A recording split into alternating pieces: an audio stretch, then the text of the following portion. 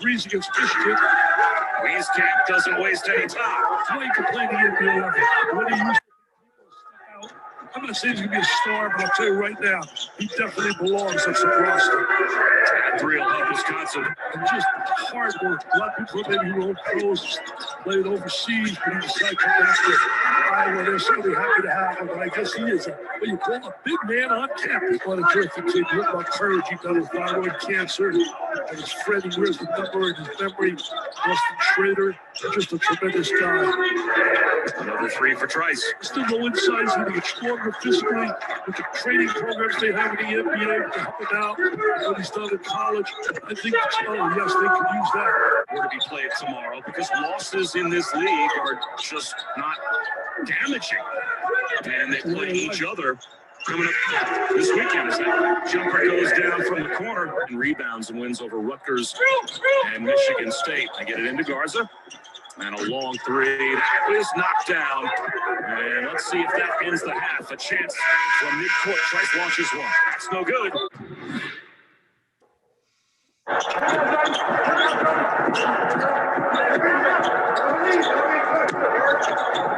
Garza spins baseline. Gets the roll.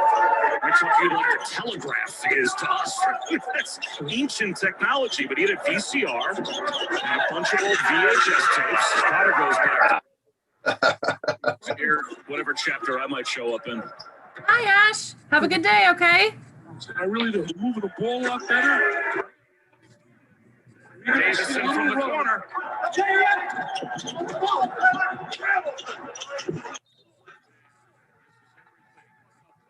Is good for Nunji. Off the Murray miss, plus the foul. Feeling gets you excited. I mean, still, it's an advantage playing at home in terms of shooting the same basket, sleeping in the same bed, but nothing like having that crowd. Good ball movement. Davison's feeling it after the steal by Jonathan Davis. Badgers are back. It's a big game, man. We're looking at double bye. That's a big plus. And now where does Iowa go when they need to restabilize the game?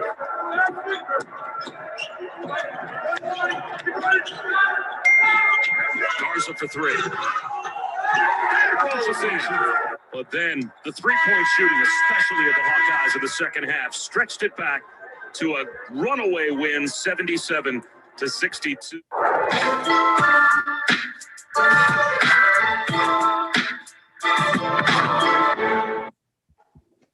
Grammarly can help you write quickly and confidently, so you never have to slow down at work.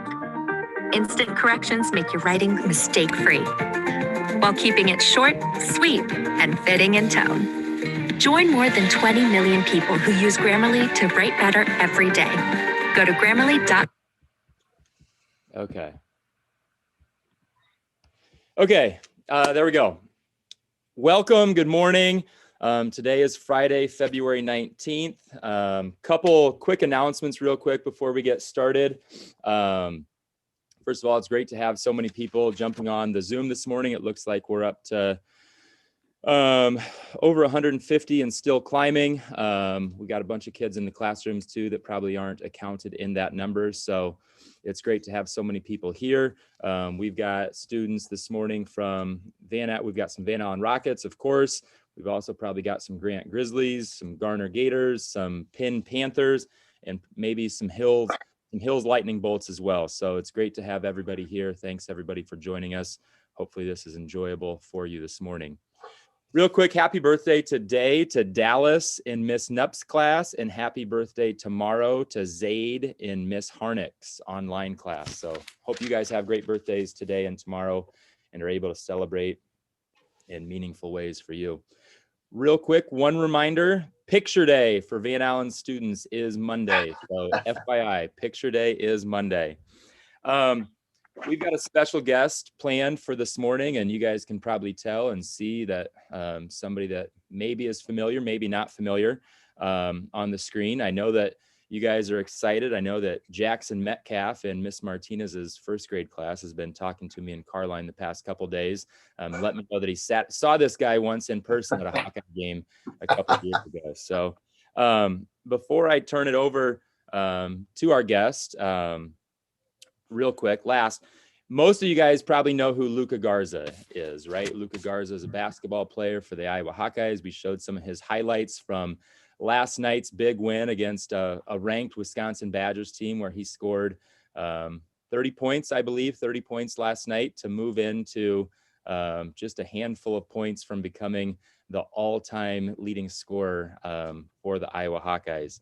So Luka's pretty busy right now, right? Luka is extremely busy in the midst of one of the best basketball seasons the Hawkeyes have had.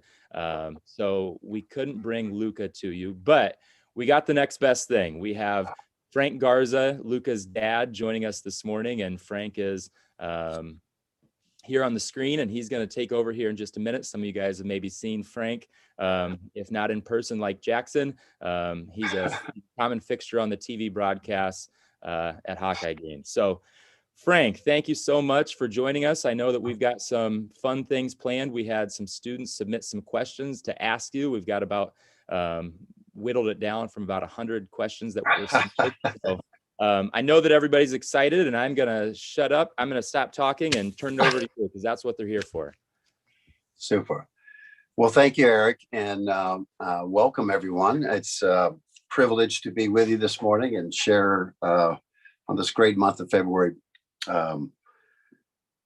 this morning together. So what I thought I'd do is read just a short couple paragraphs, a couple pages actually, from one of Luka's favorite books when he was your age. You know, I started reading this to him early on, and when he was in grade school. And while he still loved his Jungle Book stories and all those fun things, we took time to read from this book. So this book is called Jonathan Livingston Seagull.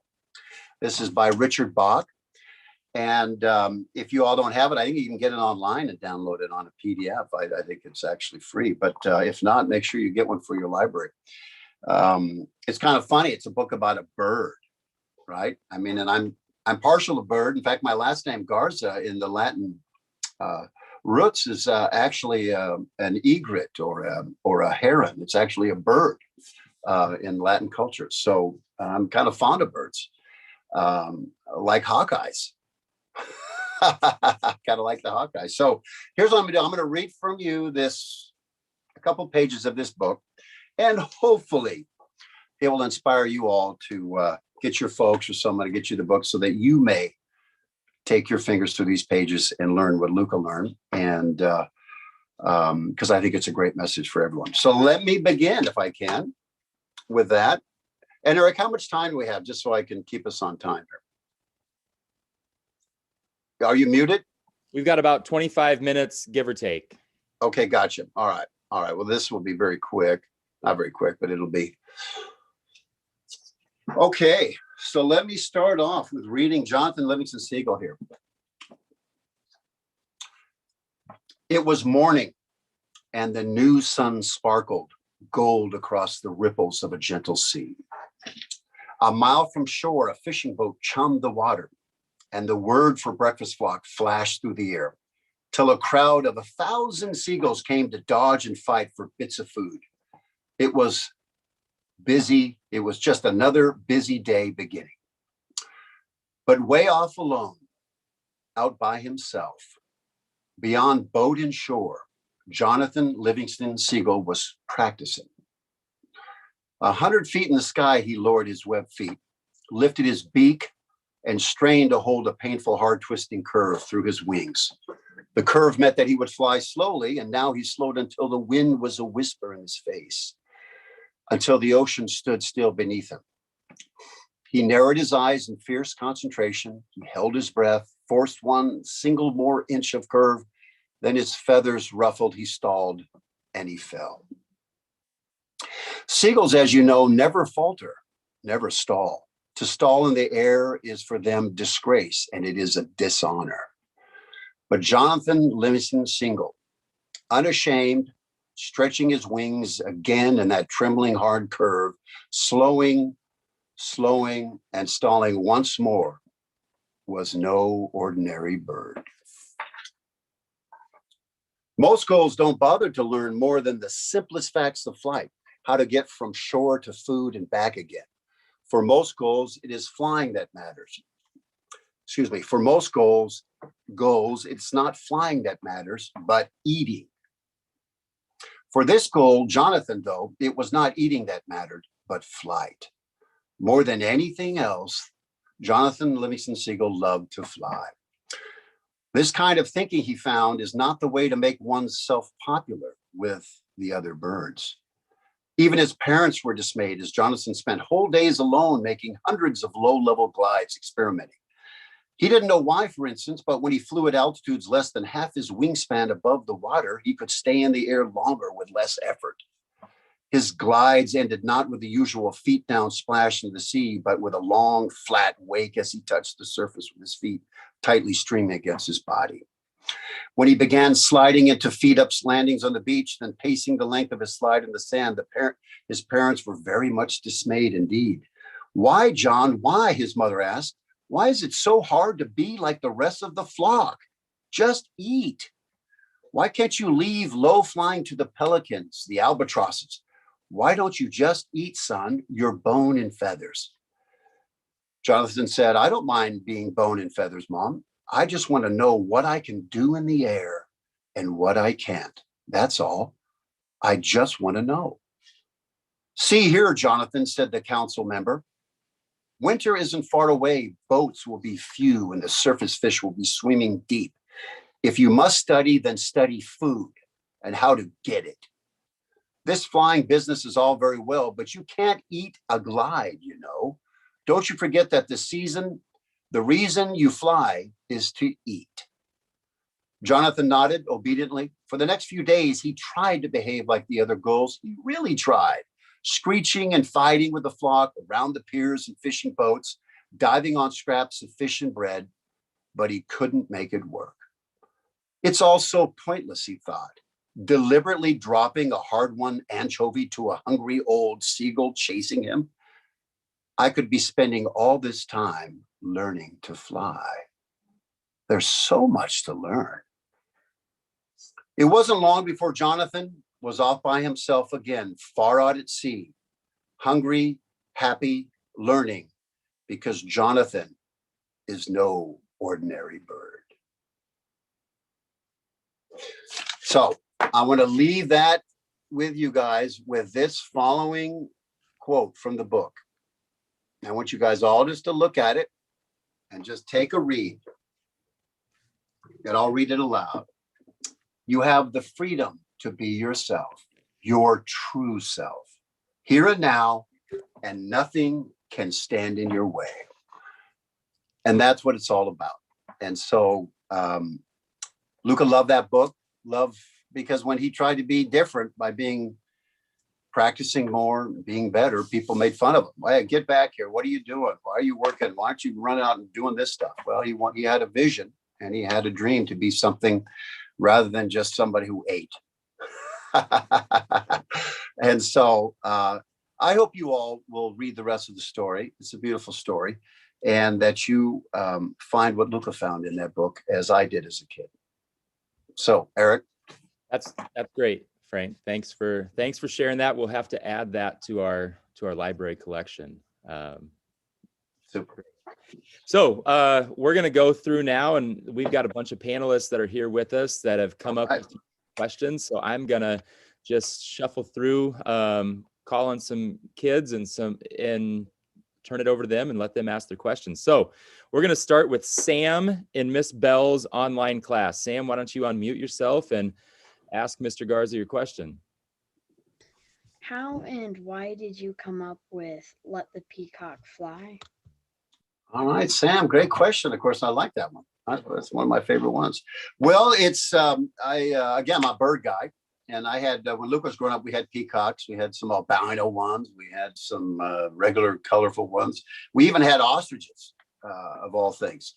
And I guess because I'm a bird guy. So anyway, when you see a peacock fly, Sam, it's kind of shocking to see this thing with all these feathers get up in the air. But here's the key. It kind of reminds me of a saying, which is, don't let what you cannot do get in the way of what you can do. And so let the peacock fly means that. In other words, don't let what you can't do. Well, I can't run very fast, or I can't jump very high, or I'm not good at math. Well, who cares? Don't let what you can't do get in the way of what you can do, because there is a way. Just like Jonathan said, I'm just not here to eat. I'm here to learn. So that's what that's about. Thank you for the question, Sam. Great question, Sam. All right. Melissa, you're up next. Melissa is from Miss Madden's online class, sixth grader. Right. Okay, a sixth grader. All right. What are some difficulties that you faced but solved? Say that again. What? Oh, could you read that again? What are some difficulties that you faced but solved? Playing basketball. What difficulties do we find playing basketball? I'm sorry, Melissa. That was good. It's see, I get older, the more gray hair, my hearing goes down. So a lot of difficulties. Luka was always the slowest guy on the court. Still today, as the slowest guy on the court. Can't jump very high. We went. And so those were difficulties. We went to play in areas in DC that were very scary.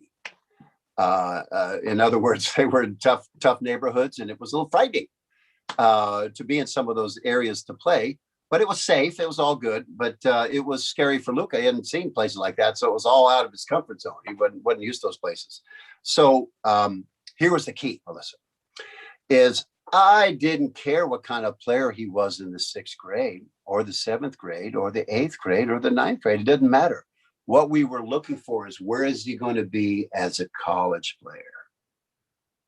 Where will he be as a college player? So when you go along all this path, Melissa, and you fall down, who cares? Because guess what?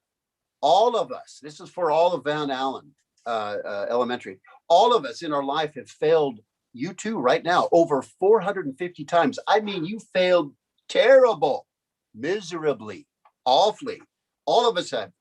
And you know what? It didn't matter. We laughed at it. We joked about it. We didn't care. Do you know when that was, Melissa? When?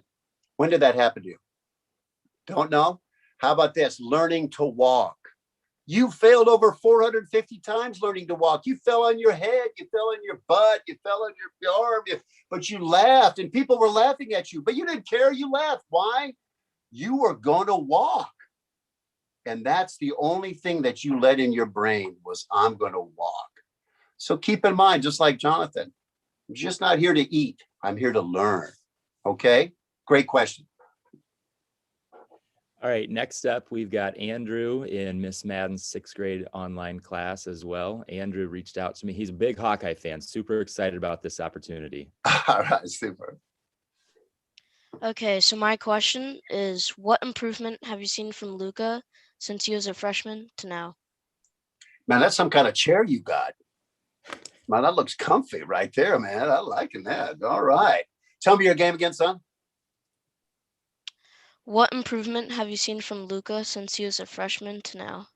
Great. And what's your name again? Andrew? Andrew, yeah. Yeah, super. Nice name, Andrew. What improvements in Luka have I seen? Well, the most of it, Andrew, is the inside work, the inner game of basketball. You only perform on the outside that's consistent with your insides. So if your insides aren't together, your outsides won't play. It won't do good. You know, Luka suffered the last game, only scored 8 points. His insides were suffering a little bit. We had to fix that on the inside. We didn't go out on the basketball court. We meditated, closed our eyes, went inside, and got coherence, alignment between what's inside and what's outside. So whenever you're bugged inside, take a minute, close your eyes, lay on your back, and breathe. Nice, slow breaths through your nose. And pretty soon you'll work it out. Pretty soon you'll work it out. Because if your insides aren't working, your outsides aren't going to work. Keep that in mind, Andrew, okay? And anything, all right? Great question. All right. Next up, we've got John, another sixth grader in Miss Madden's class. All right, Miss Madden's class. So, 1 second. I think Nico should also rename himself. Anyway, how did Luka get so tall and what did Luka eat to get so tall and strong? Well, it helps that I'm 6'8", by the way. So it does help if you're tall. You have a tall parents. So part of it was that. But we did make sure he ate his vegetables, right? Something probably, John, you're not into too much. In fact, we actually had to pay. We actually worked out a deal. We'd pay him $1 every time he ate a salad. Could you imagine that? And he still wouldn't eat it. $1. Could you imagine? In 1 year, that could be $365 as a fourth grader. And he didn't care. So anyway, I would like to say there was some magical formula, John, to make him tall, but it's all genetics. I'm 6'8". My wife's about 6 foot, and she's Yugoslavian. She's not from America. She was born in former Yugoslavia, and Luka is half Boston, as a matter of fact. So anyway, I think it had to do with her and my genetics combined. So anyway, good question. But eat your vegetables. That helps. Good advice. Good advice. All right, Tia. I think Tia's here. You're up next. Okay, well, it's Thea. Yeah, sorry. Yeah. Yeah. Oh, yeah. So my question is, what are some drills that work really well for Luka? Great question. So, Thea, I like that. I like the fact that you corrected when somebody didn't say your name right. That shows a lot of confidence. I like the fact you do it. My daughter's name is Tessa. And guess how many people spell it with 2 S's, but it's only one. And Luka is with a K, not a C. You can imagine how many times he's had to correct. Even today, I read an article yesterday. He's Player of the Year, and they still spelled his name wrong with a C. So good for you, Thea, to do that. It's your name. So, hey, the number one best drill of all time is the Mikan drill. And if you look at my Twitter account, I don't know if your parents at this age probably don't have any Twitter, but I posted a Mikan drill where you're shooting underneath the basket and you're using many different finishes. That's a good one. Another one is bouncing the ball against the wall. Bounce it against the wall, then pass yourself the wall behind your back, through the legs, over your head, to the side, and just get used so that the ball, Thea, becomes part of an extension of your hand, and more importantly, over time, of your thought. So just like a great musician, they hear the notes, they feel the notes, they sing the notes, and out it comes out the instrument. And when you get good, and that's over 15,000 hours of practice, pretty soon you can do that, where what you think actually happens through your hands, through the instrument, or through the ball. So great question, Theo. All right, this next question is going to come from, this is on behalf of Miss Cannon's first grade class. So Miss Cannon's here to ask the question, but it's on behalf of the entire class. All right. Good morning. We're wondering, how many hours does Luka practice a day? How many hours, Peyton? How many hours? So during the season, Peyton, listen, by the time the season starts, you got to focus on the season and all the demands of that. But where you get good is in the off season. And so let me answer it from that standpoint. We upped Luka's workouts to 3 a day in the last couple of years. We went from 2 a days, which would happen most, and these are tough workouts. These are not easy workouts. If someone says they're working 8 hours a day straight, they're not being truthful. You can't work out for 8 hours on the demands of how you have to work out. You can only go maximum, if you're going full speed all the way out, 2 hours. It's the max you can go. Otherwise, you're not really working out. You're just wasting time in the gym because you're not playing at game speed. So so what we would do is we'd get up early in the morning. We do a morning workout for a couple hours, and that workout would normally be running, footwork, weights, these kind of things. Then around lunchtime, so we would do it early morning. So he'd come back and rest, eat all his food, so his body have a chance to recover. Then midday, we'd do another workout. And that was very, very demanding as well. And that would involve more skill work, more development work with other players.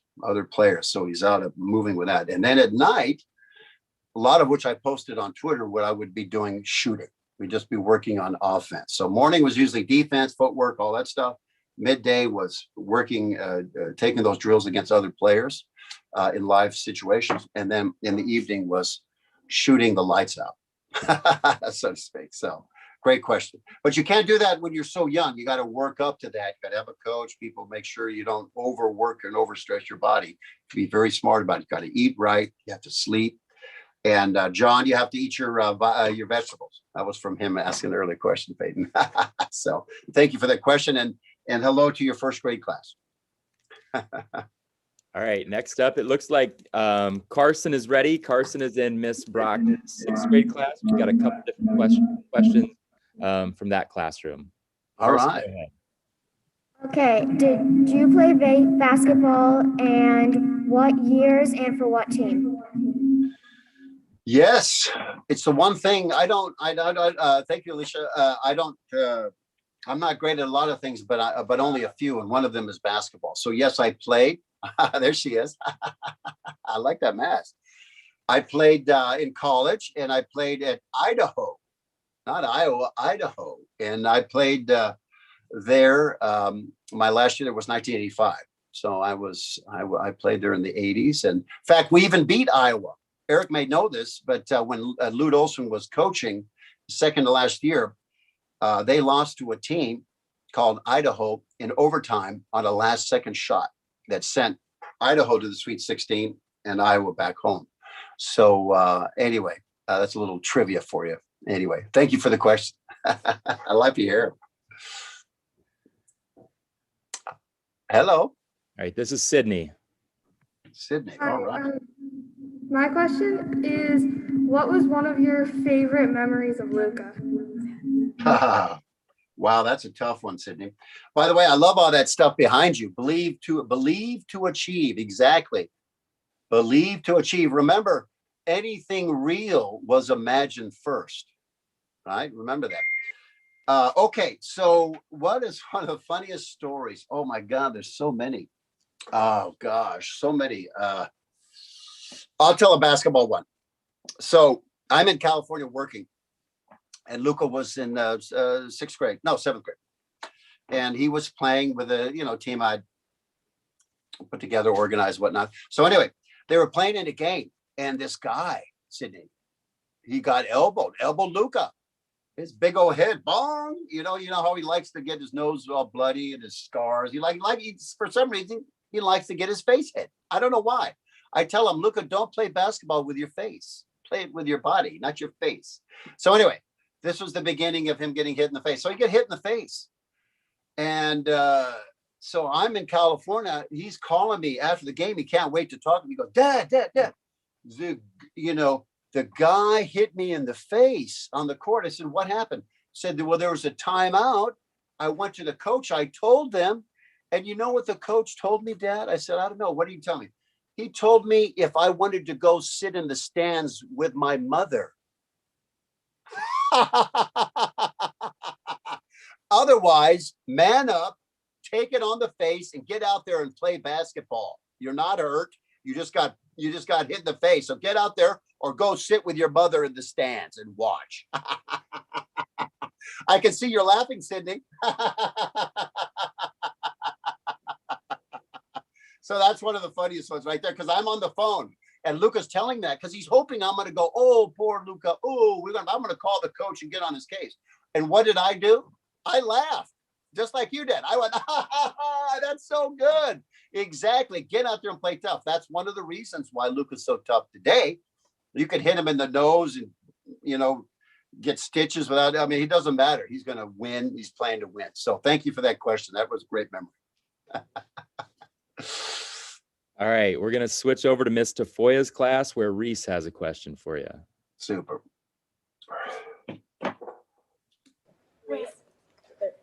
At what age did Luka start playing basketball?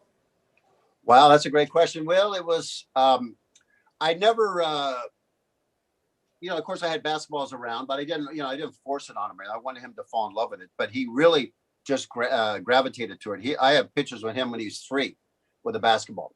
So he started earlier. He started early playing hoops. And hi everyone. And hey, and go Hogs. All right. Yeah, super. All right. Look at those masked up. Love it. So yeah, no, he started early. He had the ball. He slept with the ball. He just he loved everything about it. So early on. early on. But we didn't get serious because he's a young kid. You got to let him enjoy it and have fun with it, make it fun. And then as he got serious, we got more serious. Then things became more serious. So thank you for the question. Yeah. All right, we've still got some questions left. I know we're starting to run close on time, and so if people have to get to other places to do other things, I understand that. But Frank, if you're willing to stick around a little bit longer, sure, to let people that want to stay on finish up their questions to you. Yeah, definitely. Love to do it. All right, Yeah, so we're up to Autumn in Miss Jeffrey's 4th grade class. Autumn, go ahead. How much food does he have to eat per game? How much does he? Say it again. Eat before a game. By the way, what a beautiful name, Autumn. I love that name. Well, you know what? Here's the rule. We say the hungry dog runs the fastest. So we don't eat hardly anything for a game so that he runs the fastest he can be. So, we kind of have that saying, and my coach told me that saying, which is the hungry dog runs the fastest, because why? He's the hungriest. He's going to go out and get it. So we hardly eat anything at all. If we do anything, it's just pasta, some light pasta, nothing, just enough for a little fuel for the game. Carbohydrates, which are in pasta, give you fuel to play. So that's it. But guess what? Afterwards, he eats a whole store. He's a garbage can afterwards. Eats it all in. But before, not much. Okay, we are Kerrigan in Miss Henry's class. You're up, Kerrigan. Why do you and Luka like basketball? Great question. Well, for me, I love basketball too. For me as a young kid, it was a place I could go out there and I was never alone when I'm on the basketball court. Just like a great book. You're never alone if you've got a great book. So keep that in mind. So you could go on the basketball court, you could shoot, and guess what happens if you make it? Ooh, that's good. If you miss it, not so good. So you could actually feel good by shooting and making baskets. And it was fun and it was outdoors. And then when I started playing, it taught me how to be a better person, how to be a better man. I have teammates. I had to get along with teammates. We had a goal. We had to work together with each other. I had to understand my teammates. I had to work with them to get what I wanted, which was to win. So it taught me how to work with people. It taught me how the values of discipline, of practice, and the pleasure that comes with trying to every day be one little bit better. If you're just this much better, one thing better every day, by the end of the year, you're 365 times better. If you do one thing a day to make yourself better, and that's what we did with basketball, and that's what basketball taught me, is by putting the time in, the energy, committing to it, great things can happen. So thank you for that question. All right, and Hans in the same class is next. Was Luka a standout player in grade school? No. He was more of a fall down. Luka, even today, it's not as bad as it was, but Luka still trips on the foul line or the baseline. And I want to remind you, that's a painted line on the basketball court. So he tripped on his own feet. So Luka, when he was in 6th grade, all he did was trip on his big feet because he had like size 10 in the 6th grade. So he had gigantic feet. So he was constantly falling down. Could bear it. Yeah. So no, he was no star in the 6th grade, except for falling down. But it doesn't matter what you are in the 6th grade. It matters where you want to go. Just like Jonathan, where do you want to be? Okay. And then we're going to circle back to Nico Martinez, who's joined us. Nico, you're up. Who inspired Luka to play basketball, and do you think he will be in the NBA? All right, Nico. One of Luka's best friends' name is Nico. I love the name. Anyway, well, I mean, certainly, well, my wife played basketball, and so my family's big in basketball, so it was around. So he, it was part of that. But I would say that, yeah, definitely, I put the ball in his hands, and we grew together that way. And of course, my wife supported it. She played hoops, and my dad played hoops, and all my wife's family. Her sister played hoops. Her husband plays hoops. So anyway, it became kind of a basketball family. But thank you for the question. All right, and we're gonna finish with about half a dozen questions from Mr. Gruel's third grade class. Super. All right, let's here hit the third grade. Lean, you're up. What's a funny story of Luka? A funny story of Luka. Okay, let's get another one. So, gosh, there's so many. Oh gosh. A funny story of Luka. Well, when he was in sixth grade, he was at Armstrong Elementary in Virginia. He was school president. They didn't have like a class. He was school president. And here's what happened: is tell me your name again. Reeves. Reeves. Lean. Lean. Lean. All right. Right on. Well, nice name. Lean. So here's the deal. At school, Lean, they took away chocolate milk.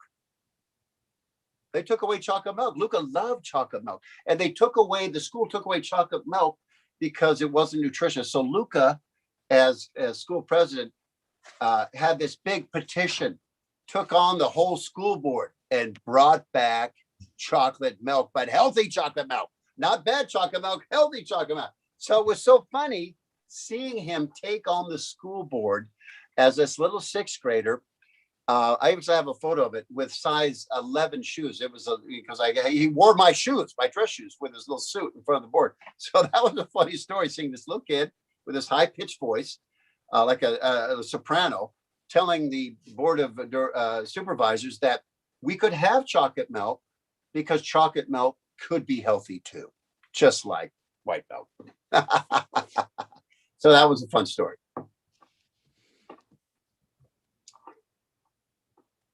Thank you, Nico.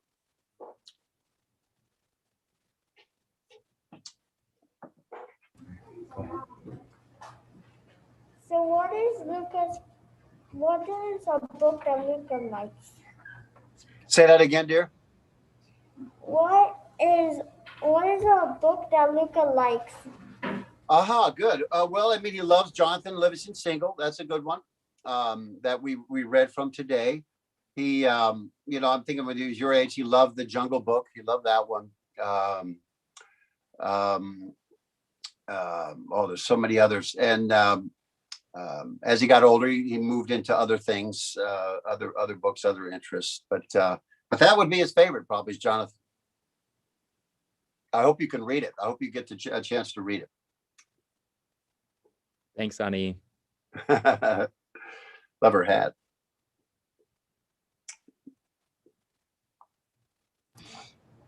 What is his favorite subject in school? Oh, nice question. Nice question. Well, he's majoring in economics, but I wouldn't say that's his favorite subject in school now. I would say, what's his favorite subject? I don't know. That's a good one. I'd have to tell, I actually don't know that one too well. He, he's a majoring in economics, but I think he doesn't like it too much. I don't think he likes it too much. So I don't know. I don't know what his favorite genre is. So you stumped me on that one. Congratulations, you won. Good job, Aaron. Yeah, good job. We're gonna send you away with a little homework. Yeah, exactly. All right, I'm gonna go find out. So super. Here's Lincoln. All right, Lincoln. What NBA team would Luka want to go to? Great one. Great question. Well, he loves LeBron. He'd love to be able to play with LeBron. Oh, nice shirt. Nice shirt. I like that.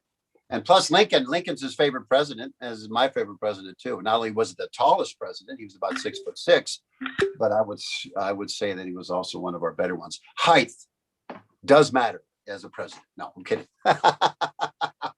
So Lincoln, I would say he would like to play with LeBron, but he'd also like to play with Jokic in Denver, who's a Yugoslavian as well. So Luka speaks Yugoslavian, Serbo-Croatian, speaks several languages, and so that's one of them. And so he'd like to play with those. But his number one would be to play for the Lakers and have a chance to play with the Key. Okay, Mr. Gurrell, do you have any more? Here we go. This is Aiden. Aiden. What will Luka do after he retires from basketball? Oh, it's a great question, Aiden. You're a thinker. I can tell you're a thinker, man. You're thinking way down the road.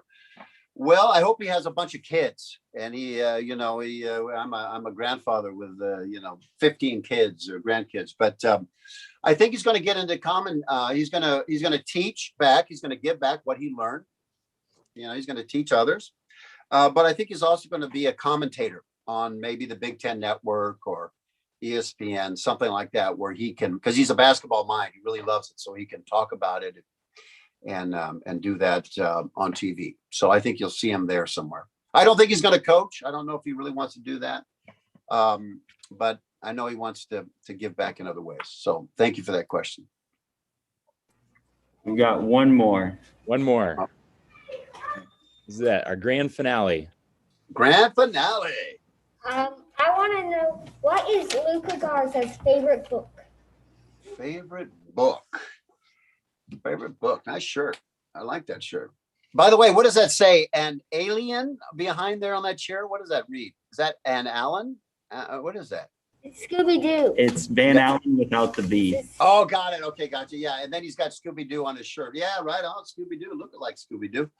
Well, again, I would say that his favorite book is Jonathan Livingston Seagull. I think that's one of his favorites, all-time favorites, besides Jungle Book and that. But I think that's his favorite. I think that's his favorite one.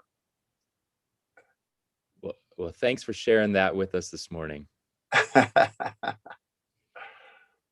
Hey, that's all we have for you, Frank. I'm super appreciative of you giving our school community this opportunity. Hawks are in the midst of a great run, and Luka's a big deal around here. So very thankful and appreciate you doing this for us. Well, I thank you, Eric. And I do want to just give a shout out to all the teachers out there for doing what you do every day. I mean, it's like, other folks get a lot of attention, but they're real heroes. Part of what we set up the Peacock Foundation for was to see if we can distribute money back out to teachers and whatnot. Because without a teacher, I wouldn't be here today. I still remember my 6th grade teacher, and I remember my 5th grade teacher who first showed me Saturn through a telescope. And there isn't a day or every time I look up at the sky, I still remember that kind man. And so thank you for what you do for all the youth and for opening their eyes and letting them all be Jonathans themselves in terms of understanding that they have the freedom to be who they are, who they truly are. So thank you so much. And it's been a privilege to be with you all. And go Hawks, okay? Great. All right, namaste. All right. Thanks, Frank. Take care. Have a good day, everybody. Have a good weekend. Bye.